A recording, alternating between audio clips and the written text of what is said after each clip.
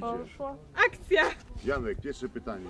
Siwy człowiek, co ty robisz, kurde, z dziećmi tutaj i dlaczego? No... O, teraz mnie zatkało. Tak. Możemy cięcie zrobić, tak? Czy mam na nowo robić, nie? Cięcie! Akcja, już. Mów.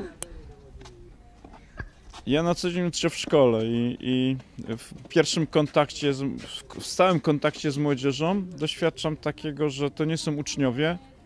Ja bym to nazwał chodziki, bo uczeń pochodzi od słowa uczyć się. Oni tylko chodzą do szkoły, jest fajna impreza, fajnie się spotykamy, tak chodzą. Brakuje mi takich kreatywnych, aktywnych, młodych ludzi, z którymi można jakieś fajne projekty robić. No więc bardzo się cieszę, że właśnie na Intercampie są sami tacy. No ale dobra, wymyśliłeś sobie teraz, no... Nie ruszaj się za Aha. lampy. Wymyśliłeś sobie nowy obóz. Ja tu prowadziłem na Intercampie obozy komputerowe. Ja ponieważ od zawsze pracuję z internetem, jestem starszy niż internet. I strasznie mnie boli, że moi uczniowie nie umieją wykorzystać internetu kreatywnie, tylko właściwie się bawią tylko. Tam 80% czasu to jakieś Face, jakieś Quake'i, jakieś coś tam. I kiedy w zeszłym roku pokazywałem na otwartych zajęciach młodzieży interkampowej, jakie są możliwości internetu, to kilkoro młodych ludzi zaproponowało mi, żeby na ten temat obóz zrobić, więc można powiedzieć, że Ewa, Kasia, Łukasz, Teodor są twórcami i pomysłodawcami takiego właśnie obozu internetowego. Dobra, lampa ci z głowy nie zacznie. Dobra, stój tak jak stoisz. Daj po kroku do przodu jeszcze. Sprawdźcie. Halo? Wyłączę, poczekaj. Mówiłeś, że masz jakieś 3... Mówiłeś, że masz jakieś 3 punkty, które cię najbardziej interesują tutaj. Znaczy nie wiem, czy 3 punkty, które interesują, ale myślę, że 3 punkty, które się idealnie nadają do przeprowadzenia. Nie wchodzą moje pytania. Aha. Czym się zajmujesz? No to... Co jest dla ciebie najważniejsze? W tak krótkim obozie chciałem młodym pokazać właściwie 3 główne zagadnienia i wdrożyć ich do tego. Pierwsza, ich bezpieczeństwo w internecie, że właściwie człowiek w internecie ma tak potężne możliwości, że i dobry i zły, więc trzeba jakoś się tam uchronić. Dlatego w jaki sposób chronić siebie i swój komputer przed zagrożeniami. Mało kto wie, że komputery dlatego mulą i wolno działają, bo w tle działają dziesiątki programów szpiegowskich. No to trzeba umieć usunąć, żeby móc pracować w ogóle. Poza tym bardzo ważne jest, żeby chronić swoją tożsamość internetową, żeby nie była wykradana i w różnych celach nieużywana. Czyli sprawa bezpieczeństwa sprzętu i człowieka to jest jeden temat. Dobra. Powtórzyć? Nie wiem, co dalej. Natomiast drugie zagadnienie to jest kreatywne wykorzystanie internetu. Bo nie można całe życie tylko się przebawić, bo kiedyś ten czas zabawy się skończy, trzeba będzie przejść na własny rozrachunek. I teraz, kiedy młody człowiek będzie wchodził w życie dorosłe, to z góry wiadomo, że i na uczelni, kiedy będzie musiał się dostać i do jakiegoś projektu, i dla uczelni, dla jakiegoś projektu, chyba zróbcie cięcie, ja to powtórzę, tak? Cięcie. Akcja. Kiedyś się skończy taki czas, że wszystko, co ma młody człowiek, zawdzięcza swoim rodzicom i będzie musiał zacząć być na swoim, więc wtedy każdy, kto będzie chciał sprawdzić tego człowieka, niezależnie od tego, czy do projektu, czy do pracy, czy do nowej szkoły, jakikolwiek, to na pewno go wygoogluje i zapyta o imię, nazwisko, co Google pokaże. I najczęściej, jeżeli się o to nie zadba, to tam przeróżne śmieci są, nie mówiąc już o tym, że czasami rzeczy niestosowne. Natomiast współczesne narzędzia internetowe i cyfrowe pozwalają wysterować sobie tym życiorysem w Google, czyli chciałbym pokazać, czy pokazuję tym młodym ludziom, w jaki sposób prowadzić swoją działalność w internecie, żeby wymusić na Google, żeby Google opowiadał o nich to, co oni chcą, a nie to, co jest przypadkowe. A też nie mówił tego, czego nie chcą, żeby mówił. Czyli praktycznie, jeżeli dawniej się mówiło o CV, to w tej chwili takim CV jest zespół informacji wyszukiwarki Google o osobach. No i myślę, że na takim obozie udaje nam się to uzyskać. Zresztą niektórzy instruktorzy z zeszłego roku mają już taki serwis. Dominika Janiszewska ma fantastyczny swój blog, którym steruje swój życiorys w internecie. Ciszej! A twoje Google co pokażą? To nie odsłaniaj lampy. Aha, dobra. Google pokażą? I ja strasznie zazdroszczę młodym, że wy możecie sobie wysterować życiorys w Google, bo kiedy ja zaczynałem działać w internecie, to nie było takich możliwości. Tylko programiści tworzyli tam metadane, nie wchodząc w szczegóły, jak zapytać o moje nazwisko, jest tyle śmieci, nie zachęcam, to jest bardzo dużo, wiele tysięcy linków, które nic nie mówią o mnie. Natomiast istnieje możliwość, że wasze CV będzie rewelacyjne i to jest bardzo ważne, żeby dobrze się sprzedać. A powiedz, Janek, jeszcze mówiłeś, że jest coś takiego, że internet daje teraz niesamowite szanse. To jest ten trzeci punkt, który jest jakby pozytywny. Tak.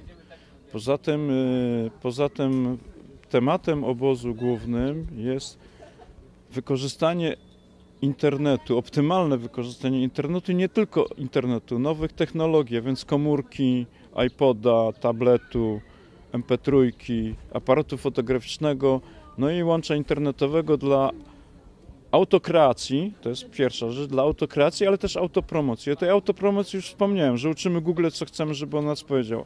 Ale autokreacji, na czym to polega? Że właściwie społeczeństwo, sieć jest pewną formą społeczeństwa zorganizowanego dla kontaktów i wymiany informacji. I nie jestem w stanie pozyskać tyle wiedzy, informacji sam, choćby nie wiem ile bibliotek przesiedział godzin, ile godzin siedział w internecie. Jeżeli jestem sam, to jestem do niczego.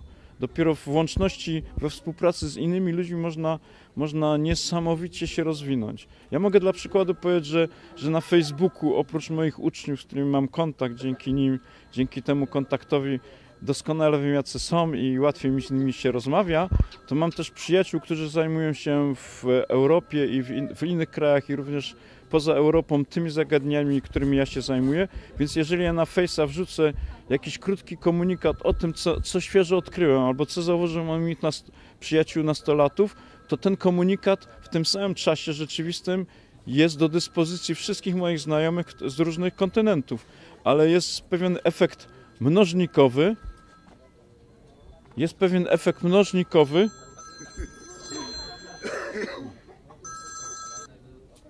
Przepraszam, ja zmieniłem telefon przed chwilą. Ja nie wiedziałem, że to jest mój, ale się wyłączył. Możecie to przeciąć tam, nie? I jest pewien... Powiedz jeszcze troszeczkę... Tak? Lampa, nie, w drugą stronę. W drugą stronę. Tamtą. Te niepotrzebne śmieci są niepotrzebne, nie? I jeżeli moi przyjaciele czy znajomi z branży natychmiast mają informację, którą ja znalazłem, to jest pewien efekt mnożnikowy, że kiedy Fiona w Chinach coś napisze, czy James Henry w Australii, to ja również mam to natychmiast.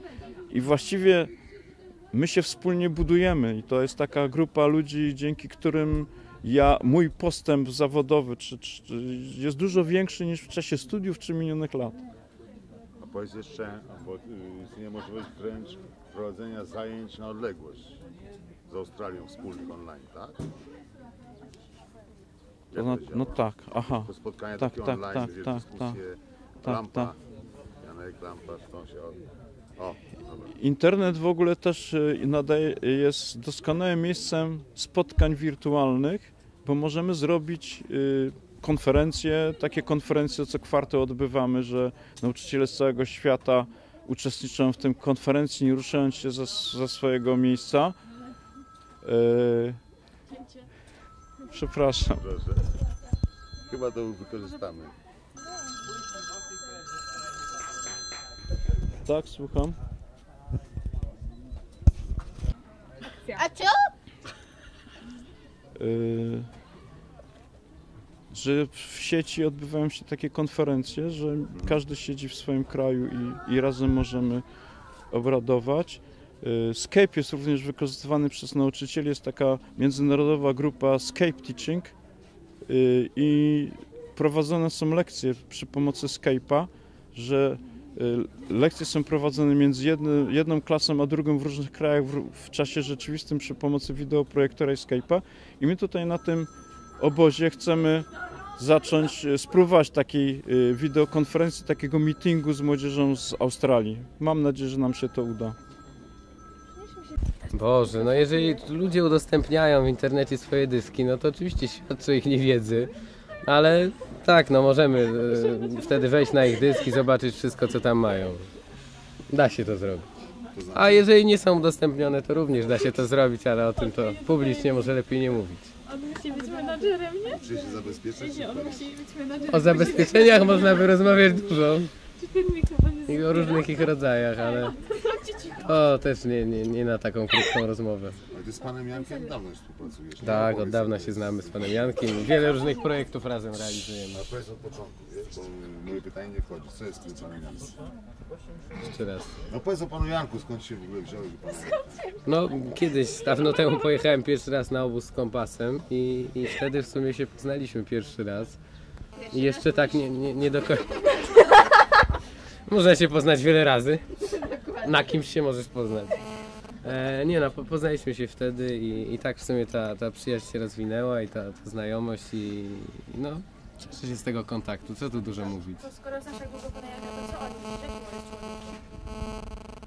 człowiek? Świetnym, no, z pewnością. Boże, no ja nie lubię się wypowiadać na temat innych osób, tym bardziej, jeżeli ich tu nie ma, tak? Są tam, stoją. No dobra, masz alternatywę? Ktoś inny by cię nauczył tego samego? Powiedz.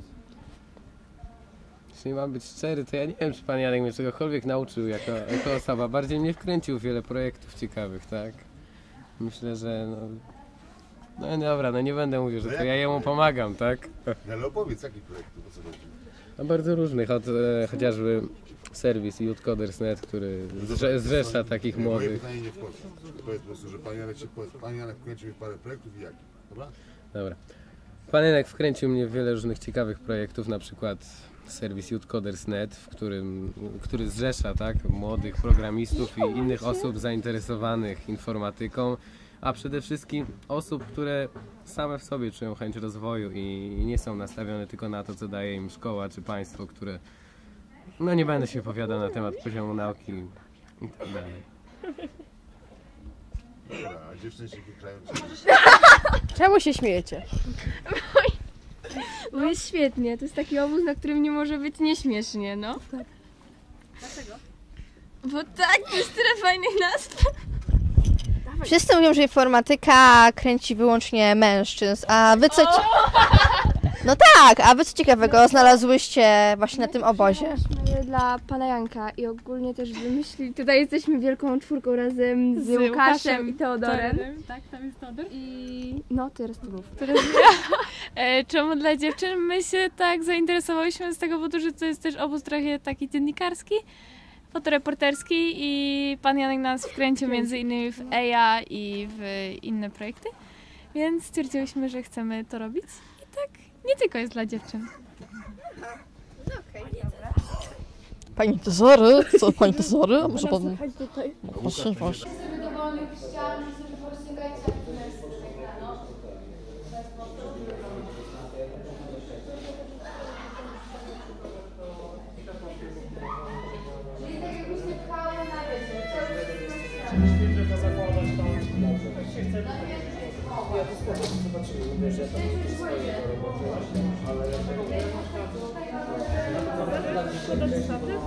Tak.